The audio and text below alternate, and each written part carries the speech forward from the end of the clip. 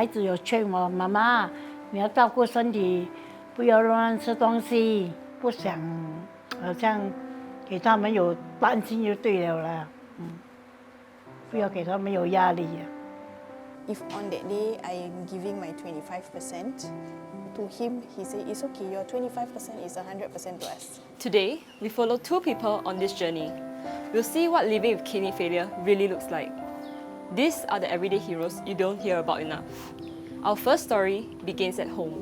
我叫美玲，我今年70岁。2019年的时候，我生病，我住医院，医生跟我讲我要开始洗肾了，家人就劝我咯，就跟我讲咯，讲你还年轻，你洗肾你还有生命，如果你不洗肾，那个毒素跑进你的心脏，就没有了，这样咯。我孩子又劝我了，妈妈你要洗肾啦，听医生的话。然后我就想 OK 咯，我就把坏的东西丢一旁了，接受咯，就是这样开始洗肾。哇，那很辛苦哦。对，插管在 ICU 住2天，然后就拔掉那个管，给我吃那个粥啊，很不开心。然后你家人呢有来去 hospital 看你吗？有啊，全部轮流看我。那时还没有那个什么症啊，什么症啊，比较开通啦。我孩子啦，我教会的人啦，我的亲戚啦，包括我嫂嫂啦，我哥哥啦，我二哥啦，我三哥啦，全部人都来看我啦。那你孩子现在有过来经常会过来找你吗？有啊，每个差不多有2个礼拜这样来一次，偶尔打电话、通电话，问候这样啦。因为每个都有孩子每个家里要照顾，老公老婆要做工，为了家庭，他们也是要做工。孩子有劝我，妈妈，你要照顾身体，不要乱吃东西。然后你的孩子几时才知道你有这些？不要给他们担心，也不要给他们有负担，所以我什么都不要讲，我瞒住他们，我不要讲，我怕他们担心。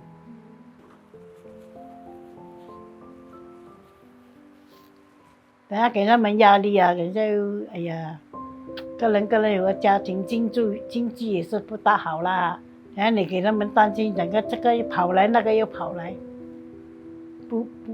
不想，好像给他们有担心就对了啦。不要给他们有压力。所以现在你这样久了，差不多6年是吗？对。然后你现在的日子是怎样过的？就是每天下步是要做什么？我想法就是不开心也要过一天，开心心又一天。晚上睡觉闭上眼睛起来看到太阳又一天，就是这样过日子咯。开开心心的过日子。开心心啊！所以就劝朋友们每个人要开心过日子啦。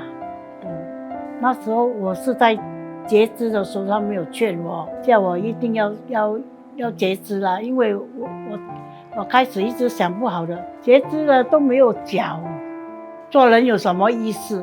那时候还有一个时期，好像忧郁症这样，不开心就对了啦。然后我就跟医生讲，我不要啦，你们送我走了。他们就跟我的孩子打电话给我的孩子，叫我孩子他们鼓励我咯，也叫我先生鼓励我咯。那时候我真的不要，我讲不要了，没有脚 ，OK 啦。你们讲生命比较重要就 OK 啦，听你们的话啦，接受了，就2只脚都没有了。我劝朋友们有病请中医，有病就要去医院里。要听护士，要听医生的话，叫你们要回来复诊，就要回来复诊，要好好的保护自己的身体，做一个现实的人就对了。谢谢。Every story we've heard so far reminds us living life with kidney failure isn't just about survival. It's about strength, courage, and the little moments that make life worth it. Every week, hundreds walk through these doors. It's not just for treatment, but to keep life moving. Today, we'll be following one of them. Inside is the next patient who has been on dialysis for years. Behind the routine and the machines is a person whose story will change your perception on life. My name is 𝗧𝗶𝗸𝗧�cie. I'm 37 years old. I have 3 children, all primary school going children. My diagnosis was 2 years ago. I came into the consultation room and then the doctor told me that my kidneys were on end stage failure. For a good 1 week, I cry a lot.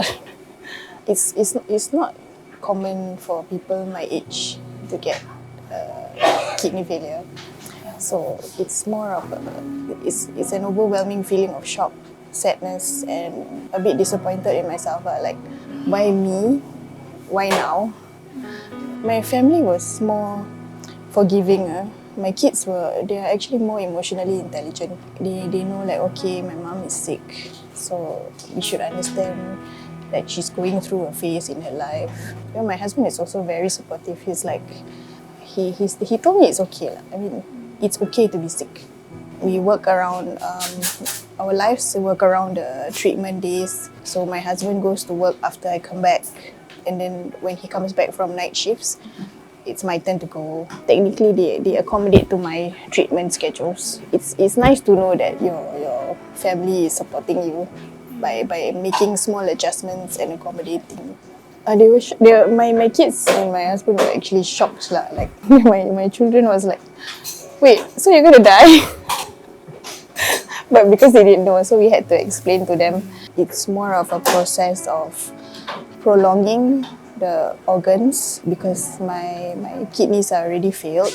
So what I need to do is undergo dialysis to prolong the life of the organs to keep going. So once I explain that to them, then they can understand better. So they say, like, okay, so mommy needs to maintain certain things in her life so that she can live longer. So can you tell me more about this treatment process? Like, what was it like at the start and up to now? I think for those who is going to start hemodialysis, right, the process is, I'm not gonna lie, it's actually very painful. Yeah. After a few months, right, then you get used to it. So the pain threshold is already better. But you do occasionally get fatigue. Yes.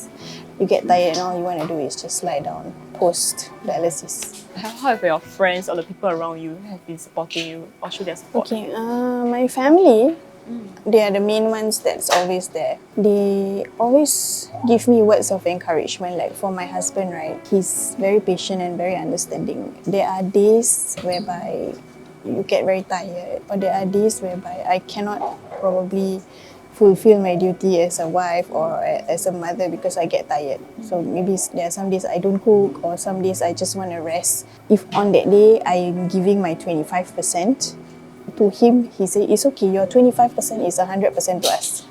So it's okay. So that kind of support is crucial, is important to you because your words matter. You don't support me, probably you don't support me physically, but you support me mentally, and that is very, very reassuring.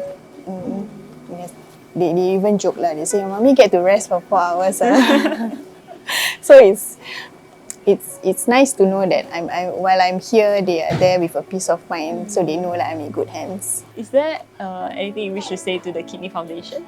First and foremost, right, I really want to thank them for making me feel like it's not a chore to come here. The nurses and the staff here, they really made me feel somewhat at home because I spend most of my time here as well. So can you imagine, like, every time I come here and then they greet me at the door and they with all smiles, like it's just a happy vibe. And then all the nurses here they're actually genuinely very caring. Like, I was sick and then they were saying like, hey, you should actually go and see the doctor and probably get some antibiotics or so. Like, they genuinely care for you. They genuinely think of your health. I find myself quite privileged to have that support from the nurses and the staff as well. Yeah. We hope these stories remind you that resilience doesn't always look dramatic. Sometimes it's quiet, daily, and deeply human. If you or a loved one is going through this journey, know this: you are not alone. Support is out there, and so is hope.